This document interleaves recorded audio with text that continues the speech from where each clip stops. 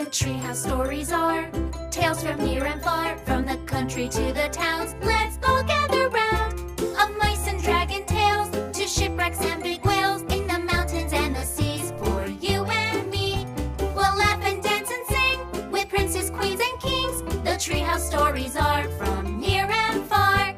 Come into our treehouse. The Treehouse Stories. King's Cucumbers.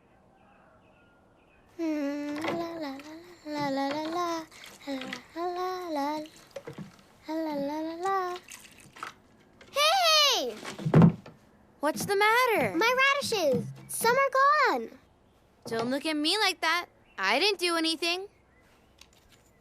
So who did do this? Well, It was him. I saw him eating one. well, maybe I did have a couple, but that's it. Anyway, there were already some missing.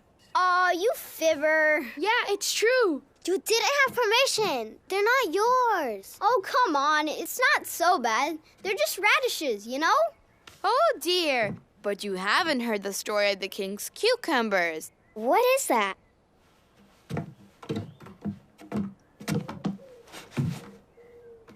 It takes place right here, in Cambodia, in the beautiful city of Angkor, where the king wants to keep everything for himself.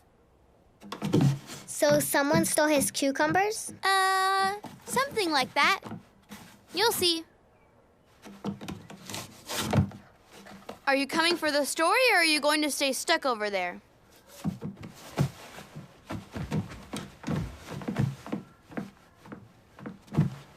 The king's cucumbers. In a land far, far away, there's a beautiful city called Angkor. A long, long time ago, it was a city full of riches. The king of Angkor at the time was a very fat man.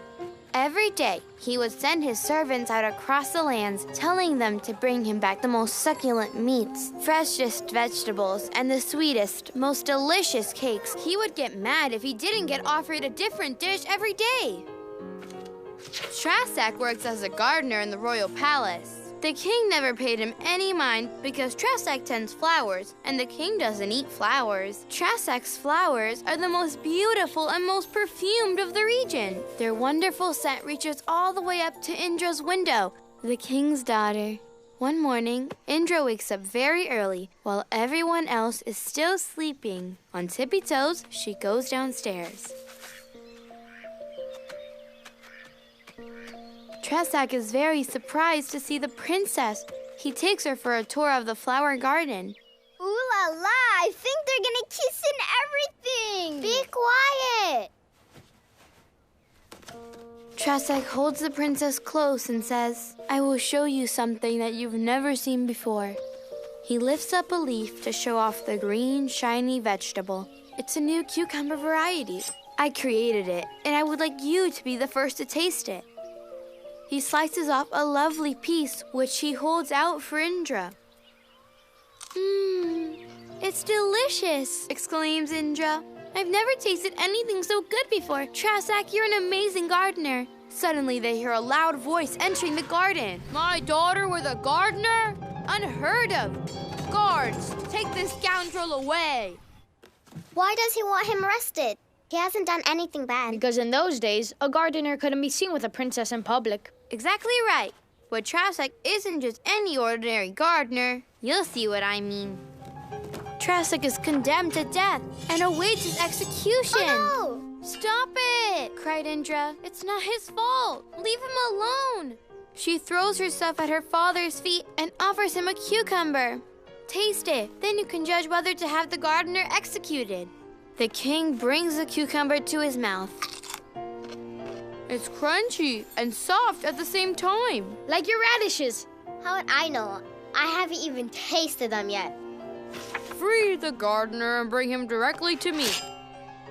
From now on, you will cultivate only cucumbers. They are all for me only. You will not give them to anyone else. Even the gardener is not allowed to eat them.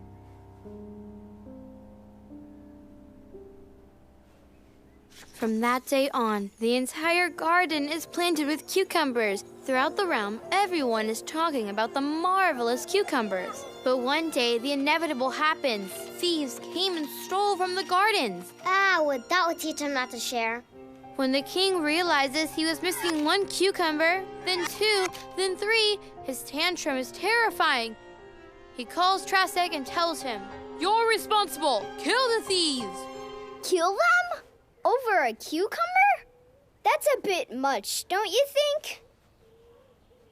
Life has become very difficult for Trasek. He doesn't see Indra anymore and he can't sleep because he's keeping watch on the cucumbers day and night. He's exhausted.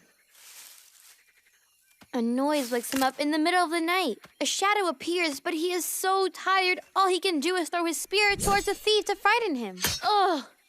He hears a dull thud, like someone fell. Trasek begins to worry, so he heads carefully off into the middle of the field. It's the king! Oh no! If he does that, he'll surely lose his head. Not so fast, Butterfly. The story isn't finished yet. In those days, only the king could condemn someone. But the king is dead. The royal elephant is quickly summoned. In those days, custom dictated that it was the elephant's job to choose the next king. The elephant arrives, waving his trunk left and right. He gravely passes over each of them. The silence is deafening. He stops still in front of Trasek. A sign from the heavens. There's absolutely no doubt. But one condition must be met before a commoner can become the king of Angkor. He must marry the daughter of the previous king. Trasek looks up to the window all the way at the top so he can see Indra, and he replies smiling, "I accept."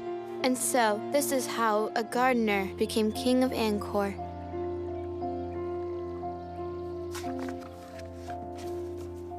I'm so sorry, Fanny. In fact, I did eat your radishes. We tried to resist. But they were so good! We were silly. We should have asked you before we took them. Well, yeah. Because I am not like the king of Angkor. I like sharing. Thank you, Fanny. Thank you, Fanny.